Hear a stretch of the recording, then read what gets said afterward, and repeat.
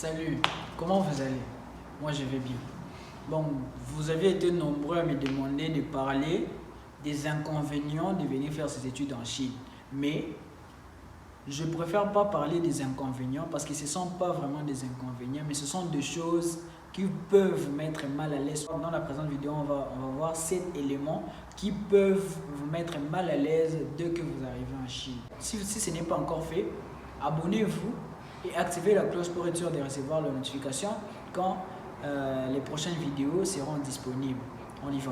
Le premier élément qui peut vous mettre mal à l'aise dès que vous arrivez en Chine, ça sera la communication. La communication, ça va vous mettre mal à l'aise déjà du fait que vous ne parlerez pas chinois.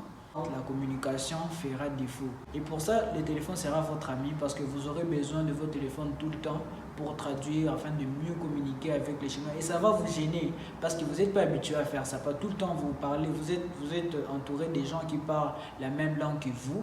Mais là, ça ne sera pas le cas. Et soyez sûr que ça va vous déstabiliser, ça va vous mettre mal à l'aise. Mais avec le temps, vous allez vous habituer. Les 3 premiers mois, ça sera les mois les plus difficiles. Et parlant de la communication, vient le deuxième élément qui va vous déstabiliser, qui va vous mettre mal à l'aise. Et ces deuxième éléments dépendront de vous. Dépendra du fait que vous vous êtes informé sur l'inscription, sur le programme dans lequel vous êtes inscrit. Donc, soyez sûr, quand vous recevez votre lettre d'inscription ou votre inscription dans telle ou telle autre université chinoise, soyez sûr de connaître dans quel programme vous êtes inscrit. Parce que je connais des gens qui se sont inscrits, qui pensaient être inscrits pour un programme anglais, mais se sont retrouvés dans un programme chinois. Et je vous assure que ça va vous faire mal parce que déjà des idées seront là. Ça sera difficile, je ne pourrai pas y arriver, ça va vous déstabiliser, ça va vous mettre très mal à l'aise, très mal à l'aise. Donc, si vous préférez un programme chinois, soyez sûr que vous avez reçu l'inscription dans un programme chinois. Si vous voulez un programme en anglais, soyez sûr que c'est en anglais. Ne vous contentez pas de recevoir la lettre et venir, parce que quand vous allez arriver, si c'est autre chose, vous serez surpris et ça va vraiment vous déstabiliser. Le troisième élément qui peut vous mettre aussi mal à l'aise, qui peut vous déstabiliser dès que vous arrivez en Chine, ça sera la culture chinoise. Vu que c'est une culture à part, c'est une culture vraiment très étrangère à votre culture, à nos cultures, à nous. Donc, ça peut nous mettre mal à l'aise. Parce que déjà, eux, vous savez tout ce qu'ils mangent, pas avec des fourchettes, avec des cuillères. Et maintenant, quand vous allez dans des restaurants comme ça pour manger, parce que quand vous arrivez, on ne vous donne pas de cuillères, on ne vous donne pas de fourchettes, on vous donne déjà les kuwaits. On vous donne des baguettes chinoises. Et vous connaissez pas ces histoires et tout ça, vous ne serez pas vraiment à l'aise. Mais avec le temps, soyez sûr qu'avec le temps, ça va s'arranger. Le quatrième élément, qui peut aussi vous mettre mal à l'aise, qui peut aussi déstabiliser votre venue, qui peut aussi déstabiliser vos premiers mois en Chine, ça sera le caractère des Chinois. Qu'est-ce que je veux dire? Les Chinois, c'est quelqu'un très strict. Je vous donne un exemple. Personnellement, je voulais ouvrir un compte bancaire, un nouveau compte bancaire, mais il y a une règle qui dit que pour ouvrir ce compte bancaire, il faut que ton visa ait 6 mois de validité et encore 6 mois de validité. Mais pour moi, juste pour 24 heures de plus. Donc, j'avais encore 6 mois moins 1 jour. Donc, il y avait 1 jour de moins dans les 6 mois.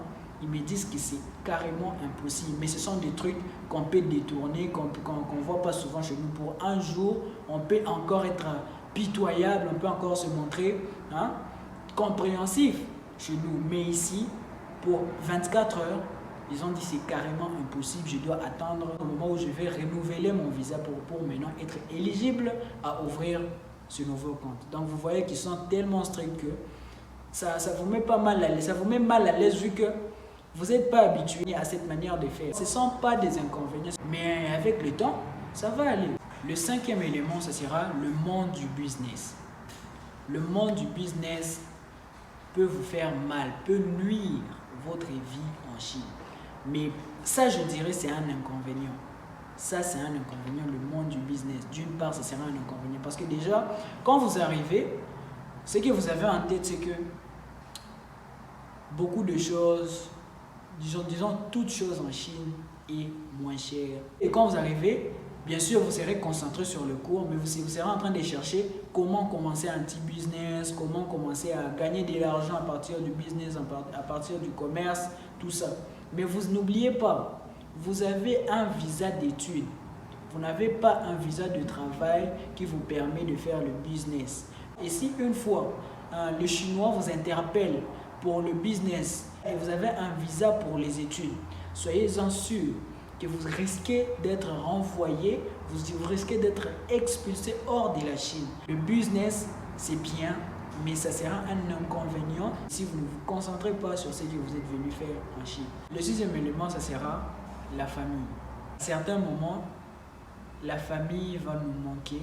C'est pas beau à voir quand ça arrive. Et ça aussi, c'est un élément à ne pas négliger. Soyez sûr, quand vous quittez votre famille, c'est bien, vous venez apprendre. Mais la famille nous manque, mais on se remet plus rapidement. Pour le septième élément, vous serez un peu dessus, mais c'est mieux, c'est bien de savoir. Parce que quand nous venons en Chine, nous venons avec des préjugés du fait que tous les produits, tous les vêtements, les chaussures sont moins chers.